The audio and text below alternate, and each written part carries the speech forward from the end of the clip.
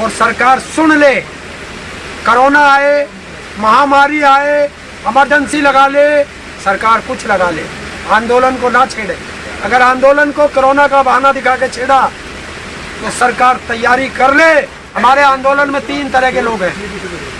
एक गांधी जी को मानने वाले हैं जो अहिंसा के पुजारी हैं, एक भगत सिंह वाले भी हैं, और जरूरत पड़ेगी तो एक उधम सिंह वाले भी हैं। ये इनको बता देना सरकार। जिस तरह से कोरोना बढ़ रहा है, जगह जगह लॉकडाउन की स्थिति भी बन रही है और मीडिया में सबसे ज़्यादा छाया हुआ है कि लोगों को कोरोना से डरना चाहिए। तो क्या ये मतलब डर बनाने की कोशिश है, क्या है ये देश की जनता को डराने का सबसे अच्छा हथियार इन सरकारों को मिला है।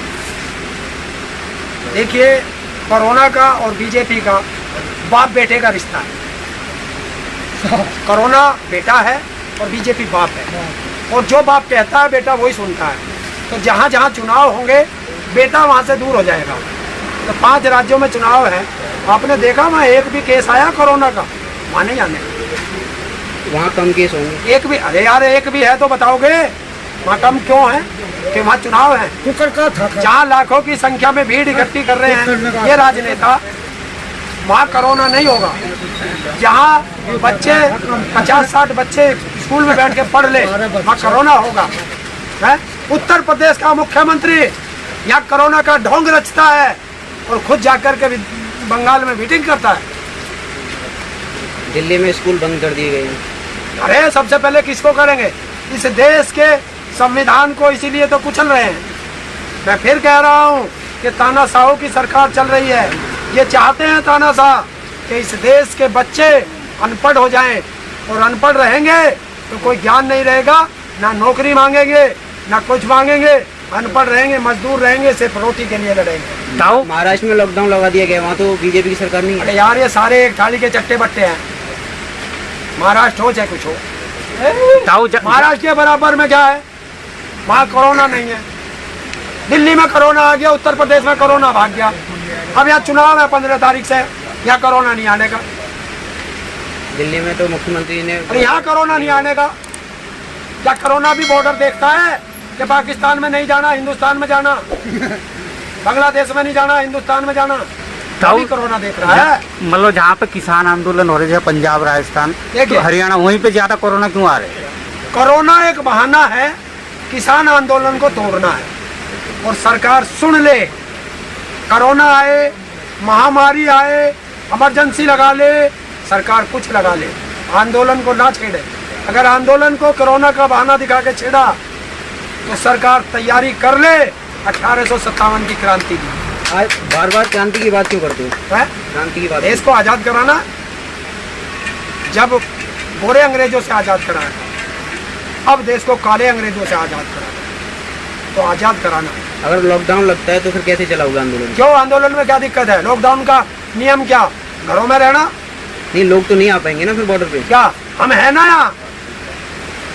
हम तो हैं, और इमरजेंसी सुविधा बंद नहीं कर सकते, राशन बंद नहीं कर सकते, सब्जी बंद नहीं कर सकते, और अगर बंद करेंगे तो सरकार की जिम्मेवारी है, वो देगी। हम तो पड़े सब किसानों का बॉर्डर पर घर है। क्या आपको लगता है कि बंगाल के इलेक्शन के बाद तो फिर से लॉकडाउन करेंगे मोदी हारने के बाद बंगाल? बिल्कुल। अगर जीत गई बीजेपी तो क्या होगा? चलिए, तुम कहते हो जीत गई तो हमारी सेहत पर फर्क क्या पड़ेगा? और अगर हार गई तो क्या होगा? तो बता। हार गई तो क्या लॉकडाउन दोबारा लगा देंगे मोदी जी? हम ना तो चुनाव लड़ रहे, तो ना तो हमें हार का डर, ना हमें जीत की खुशी, दोनों चीज है। पर मैं ये पूछ रहा हूँ कि ये जो जा रहा है, हिंदुस्तान का पैसा बर्बाद कर रहा टैक्स का, ये 36 घंटे में 5-5 हजार किलोमीटर ये जो है भारत का हवाई जहाज उड़ा रहा, हेलीकॉप्टर उड़ा रहा। इससे किसी ने पूछा कि बेटे ये पैसा कहाँ से आ रहा? पूछा आपने? हमारे आंदोलन में हम ये रोटी खा रहे हैं, इसकी फंडिंग पूछता है? उनको तो चंदा मिलता है ना। चंदा किसने दिया? बॉन्ड मिलते हैं उनको। कैसे? कार्यकर्ता देते हैं। कौन कह रहा? वो तो खुद बोल रहे हैं, इनकम टैक्स में दे रहे हो। बोलने से क्या? वो इनकम टैक्स में दे रहे हैं ना पेपर। कौन से इनकम टैक्स में दे रहे? वो अपना कुछ पेपर नहीं है। देश को डिजिटल बनाना है और चंदा कैश में लेना है, ये इनका बहाना है।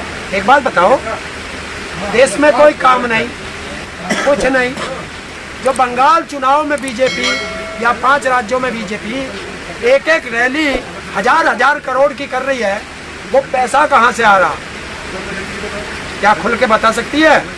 वो मैं बता दूंगा। जो देश बिका वो पैसा वहां लग रहा है, जो देश की कंपनियां बिक रही हैं वो पैसा वहां लग रहा है। पार्टियों को फंड दिया जाता है, कार्यकर्ता देते हैं। अगर वो फंड दे रहे हैं तो भाई फंड कैश में क्यों ले रहे हैं? चेक में ले, ड्राफ्ट में ले, बॉन्ड में क्यों ले रहे हैं? काला धन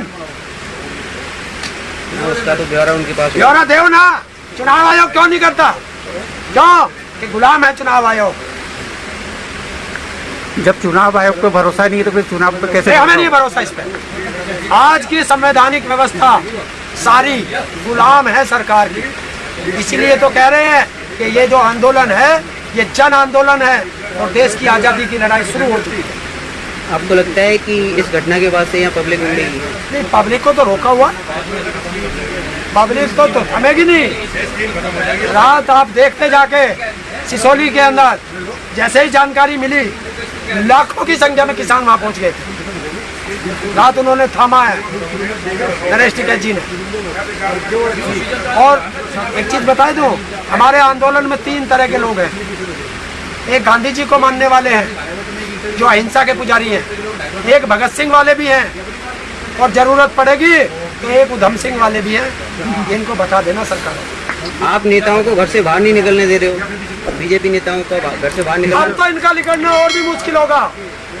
कि दहशत इतनी बुरी चीज होती है कि राकेश टिकैत जी पे हमला कराया। रात ही राकेश टिकैत जी का बयान आया था कि कोई भी आप बीजेपी वाले सुन ले, उत्तर प्रदेश में निकलना मुश्किल होगा। बीजेपी के प्रदेश अध्यक्ष स्वतंत्र देव सिंह इतनी दहशत में आए कि नोएडा का दौरा रद्द करना पड़ गया। देखिए, बीजेपी कहती है कि जो बॉर्डर पे बैठे हैं वो किसान नहीं है, किसान खेत में। तो किसान खेत में थे पंजाब के, वो पिटा शहर में। तो शहर में कौन सा किसान रहे भाई, बताओ? तो फिर किसने पीटा? बीजेपी ने अपने नेता को खुद पीटा, किसानों के आंदोलन को बदनाम करने का। जो पीटा वो खुद कह रहा है मुझे किसानों ने नहीं पीटा, और बीजेपी किसानों के नाम थोप रही है। आप दुष्यंत चौटाला को घर में मतलब वो गद्दार है किसानों का। तो क्यों वो क्यों नहीं छोड़ देते? मतलब आपको क्या लगता है कि गद्दार को किसान नहीं छोड़ता है? ध्यान रखना। नहीं, मतलब दुष्यंत चौटाला मतलब बीजेपी से अलग क्यों नहीं हो जाते जब बोलते हैं हम वो किसानों के जानेगा साथ हैं? वो गद्दार क्यों नहीं हो रहा। किसानों से गद्दारी की है, किसानों से हरियाणा के किसानों से गद्दारी की है। क्या गद्दारी? हरियाणा के किसानों से वादा किया था उसने कि आप मुझे वोट दो, मैं तुम्हारी बात करूंगा, तुम्हारी लड़ाई लड़ूंगा, जैसा तुम कहोगे वैसा करूंगा। और आज सत्ता के लालच में, कुर्सी के लालच में बीजेपी की गोद में बैठ गया। बीजेपी के खिलाफ वोट लिया था उन्होंने किसानों से, और वोट लेकर के उनकी गोद में बैठ गया।